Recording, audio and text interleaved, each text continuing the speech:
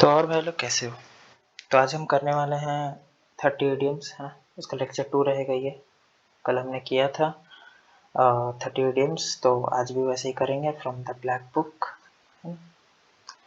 तो बिना कोई टाइम वेस्ट किए चलो स्टार्ट करते हैं, ठीक है। तो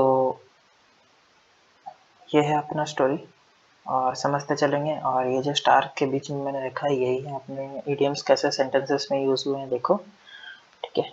तो चलो स्टार्ट करते हैं। Once upon a time, in a small town, there lived two friends, Alex and Ben. Alex and Ben दो दोस्त थे जो एक टाउन पर रहते थे। Who were always full of beans. Full of beans मतलब एकदम एनर्जी से भरे हुए, है ना। एनर्जेटिक रहते थे, एंथुसियास्टिक रहते थे हमेशा, है ना।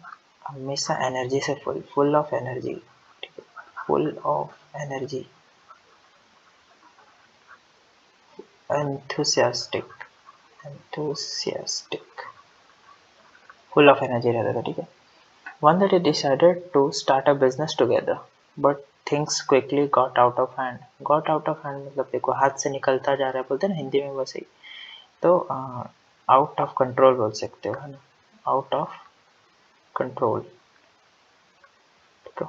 जो कंट्रोल से बाहर जा रहा हो, वैसा कंट्रोल से बाहर जा रहा था। They were in the same boat, as both had invested all their savings. Despite the chaos, Alex was on cloud nine because he believed in their idea. ठीक है। दे वर इन द सेम बोट मतलब एक ही नाव में सवार थे, same situation, in same situation, ठीक है। In same situation, दोनों एक ही सिचुएशन में फंसे हुए थे। As both had invested all their savings, सारा सेविंग्स उन्होंने इन्वेस्ट कर दिया था उसमें, ठीक है। Despite the chaos, Alex was on cloud nine. Alex क्या था, on cloud nine. Cloud nine मतलब एक्सट्रीमली हैप्पी, बहुत खुश था। एक्सट्रीमली हैप्पी, बहुत खुश था, ठीक है। Because he believed in their idea, तो उनका जो आइडिया उन्होंने सोचा था उस पर पूरा उसको पूर्ण विश्वास था, है ना, एलेक्स को। तो इसीलिए वो बहुत खुश था। Ben however like to pull someone's leg. Pull someone's leg मतलब थोड़ा ताना मारना या टीज करना, है ना। टीज करना हो जाता है, ठीक है। टीज करना या ताना मारना, जोक करना, ठीक है। And wasn't taking things seriously. तो एलेक्स का जो आइडिया था उस पर एलेक्स को पूर्ण विश्वास था उसको, है ना। लेकिन बेन को मजाक में लिया उसने, क्या है यार तू ऐसा क्या कर रहा है करके, है ना। उसको बिलीव नहीं था उसके आइडिया पे। Their friend Cole often sat on the fence. Often sat on the fence का मतलब क्या हो जाएगा, जिस जो डिसाइड नहीं कर सके, है ना। अनडिसाइडेड फॉर्म में जो बैठा हो, ठीक है। अबाउट जॉइनिंग मतलब वो हमेशा डिसाइड ही नहीं कर पा रही थी। Unable to decide, unable to decide, unable to decide, है ना। सैट ऑन द फेंस मतलब उसको डिसाइड ही नहीं कर पा रही थी कि उनको ज्वाइन करना चाहिए या नहीं। तो नल्ले पाँव थे स्कूल में भी, अभी भी नल्ले पाँव ही होंगे, है ना। उसको क्या पता था कि एलेक्स के दिमाग में कुछ तो खिचड़ी पक रहा है। She didn't want to flog a dead horse, ठीक है। फ्लॉग अ डेड हॉर्स मतलब वेस्ट एफर्ट, मतलब, है ना। वो सोचती थी कि ये लोग दोनों नल्ला नल्ला पाँव ही है, तो इनमें अपना टाइम और एनर्जी दोनों वेस्ट नहीं करना चाहिए, है ना। तो ठीक है, तो उसमें इन्वेस्ट नहीं करते। वेस्ट योर एफर्ट्स, ठीक है। वेस्ट एफर्ट, ठीक है। Waste effort and something hopeless बोल सकते हो, समथिंग होपलेस। अरे वो लोग होपलेस है ना। मूवीज में बोलते हैं ना, शी इज होपलेस और ही इज होपलेस। तो but Alex turned a deaf year, ठीक है। इसका मतलब क्या होता है, इग्नोर्ड होता है, ठीक है। टर्न्ड अ डेफ ईयर मतलब होता है इग्नोर्ड, यहाँ लिखा है मैंने, है ना। इग्नोर्ड टू हर कंसर्न्स मतलब उसकी बातों को इग्नोर किया, है ना। ऐसे हमारे लाइफ में कभी कभी ऐसे लोग आते हैं जिनको हमें इग्नोर करना पड़ता है। टर्न अ डेफ ईयर, अपना डेफ ईयर टर्न करना पड़ता है उनकी तरफ, है ना।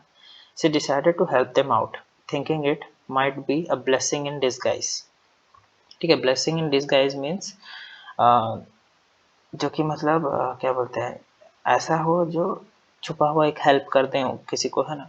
ब्लेसिंग इन डिसगाइज एक मतलब होता है कि एक ऐसा काम जो पहले पहले तो थोड़ा खराब लगे, है ना।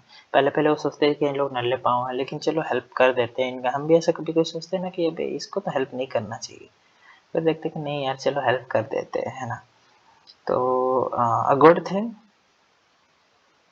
a good thing which seemed to be bad at first. है ना.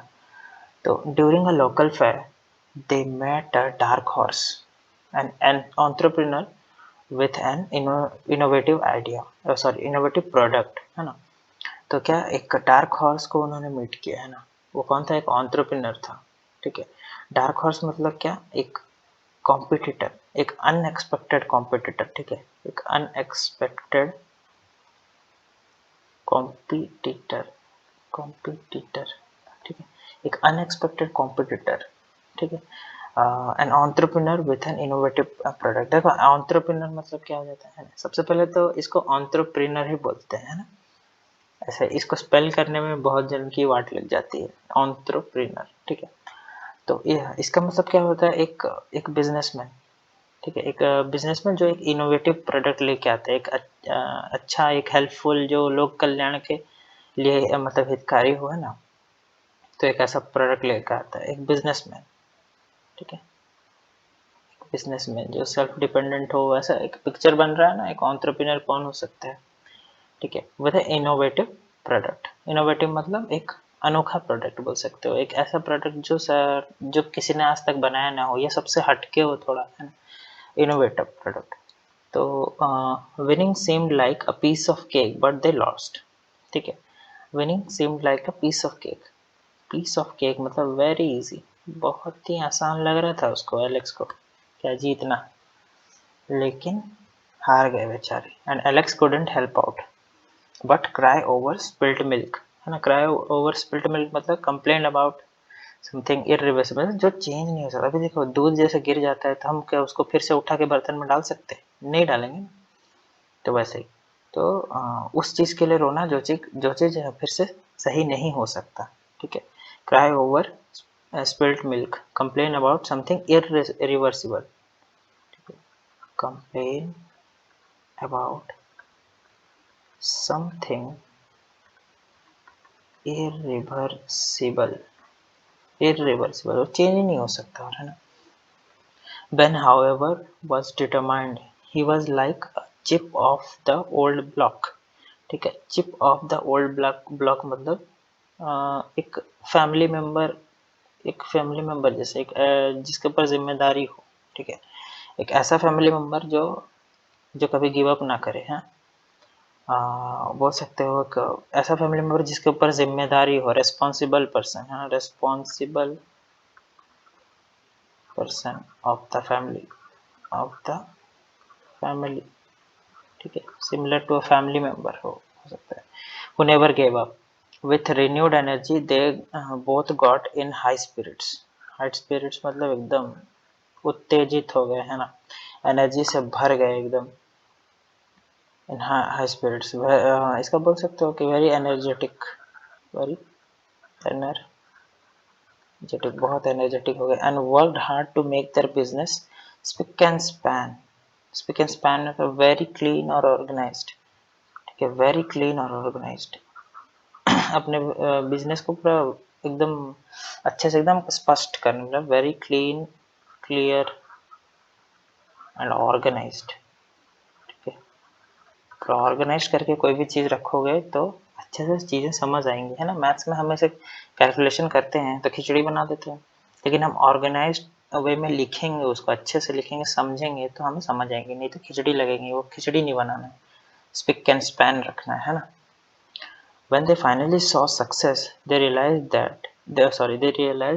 they had been barking up the wrong tree. Barking up the wrong tree मतलब एक ऐसा चीज पर जिसमें मतलब गलत डायरेक्शन पे जा रहे थे. तो go in the wrong direction बोल सकते हो. तो go in the wrong direction. Wrong direction पे जा रहे थे. एक मतलब ऐसा सिचुएशन बना रहे थे जो कि होना नहीं चाहिए. ठीक है. एक ऐसा सिचुएशन बना रहे थे जो कि मतलब एक ऐसा चीज कर रहे थे जो नहीं करना चाहिए उनको, उसके बदले में दूसरा रास्ता अपनाना चाहिए था, है ना. ठीक है. इनिशियली. तो Cole told them to call it a day. Call it a day मतलब चलो भैया हो गया आज का, है ना। टू एंड द डे, ठीक है, to end the day, to stop working, ठीक है, टू स्टॉप वर्किंग, ठीक है, end the day, to stop working, आज का हो गया, चलो खत्म करते हैं ना। वो told them to call it a day and celebrate, celebrate करने के लिए बोले, हाँ। बट एलेक्स एवर कॉशियस, ठीक है, didn't want to feather one's own nest at the expense of other, ठीक है, फेदर्स वन ओन नेस्ट मतलब टेक एडवांटेज और पर्सनल गेन के लिए नहीं, मतलब अभी वो लोग को थोड़ा फायदा होने लगा है ना, लेकिन वो उससे अपना सेलिब्रेट करके अपना पैसा वेस्ट नहीं करना चाहता था, है ना। तो बोल सकते हो कि पर्सनल गेन के लिए वो ये नहीं करना चाहता था, feather one's own nest, take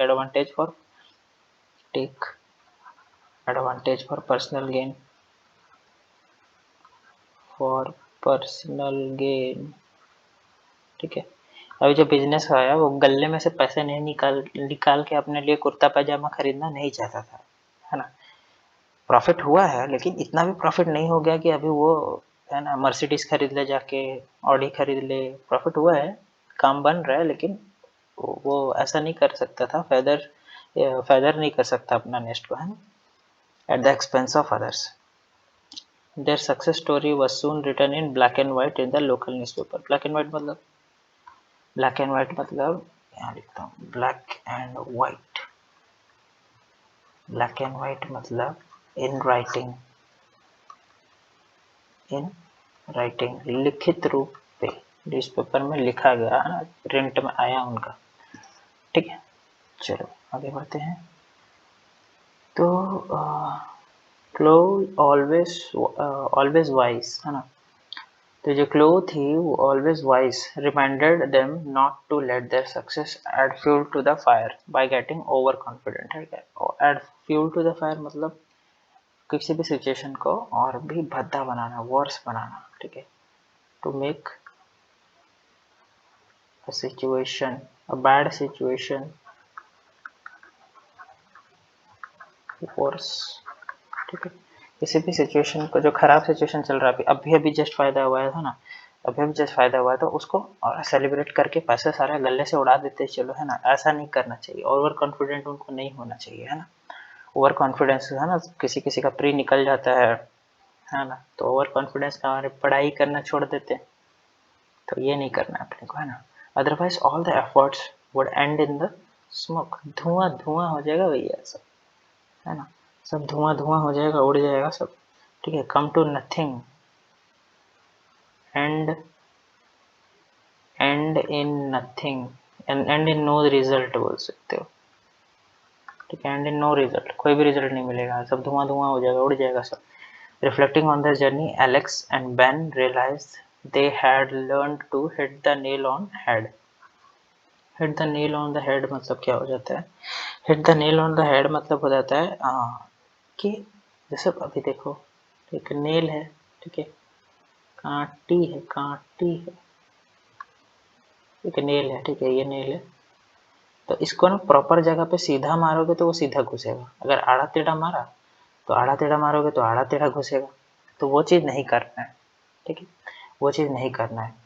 तो वही बोल रहा है कि नेल को सीधा मारना है, मतलब उनको प्रॉपर जो इश्यू था, जो प्रॉब्लम था, वो पकड़ में आ गया, सही जगह पे उन्होंने हिट किया, ठीक है। To to find the exact, find and rectify the exact problem जो हो रहा था उसको आइडेंटिफाई किया और ठीक किया। And see the best of both worlds, best of both worlds मतलब एंजॉय बेनिफिट्स ऑफ, दोनों चीज़ों का बेनिफिट लेना, ठीक है। Enjoy both things, enjoy both the things, enjoy best of the world, ठीक है। बेस्ट ऑफ बोथ वर्ल्ड्स मतलब इसका भी फायदा लो और उसका फायदा, है ना। उनका जो प्रॉब्लम है उसको भी रेक्टिफाई किया और जो बिजनेस है उसको भी सेटअप किया, है ना, तो और दोनों चीज़ों का फायदा किया, ठीक है। दोनों चीज़ों को बिजनेस में अप्लाई किया तो वो चीज़ दोनों में गेन हुआ उनका, है ना। They were grateful for their experiences and the friends they had by their side, है ना। When a project faced challenges, Chloe advised them to hold your horses and think things through carefully, है ना। Hold your horses मतलब, या hold your horses मतलब लगाम लगाओ।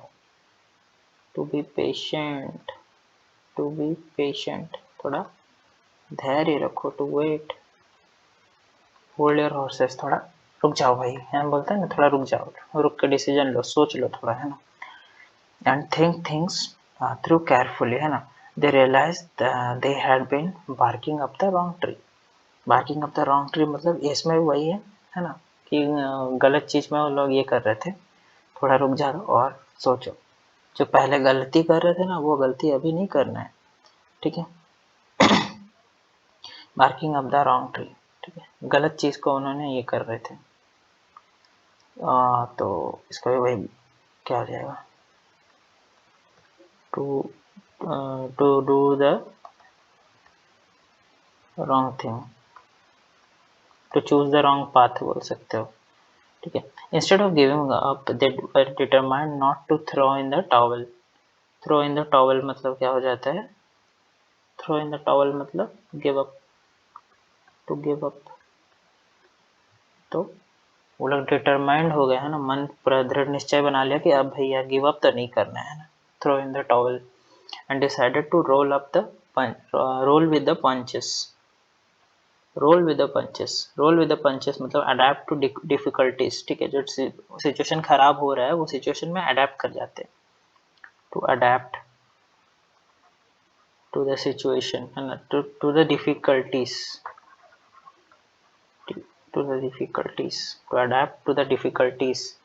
As time went on, they learned to see eye to eye on most decisions. See eye to eye, आंखों में पूरा आंखें डाल के, है ना, एग्री, टू एग्री, ठीक है, एग्री करना, टू ऑन मोस्ट डिसीजन, दोनों बातचीत करते थे और एक दूसरे के साथ एग्री करते थे वो, है ना।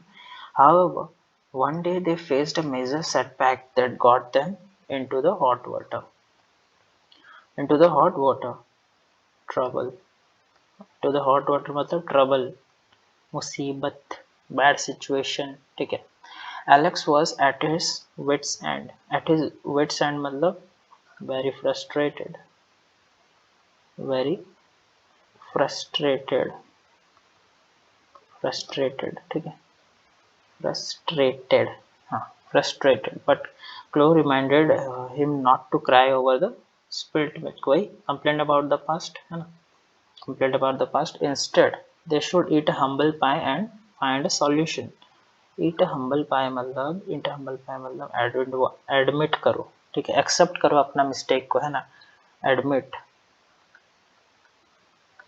Accept your mistake, our mistake, है ना, accept our mistake and move and find a solution, है ना।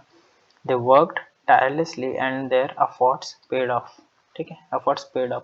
They were finally in high spirits, very happy and celebrated their success, reflecting on their journey.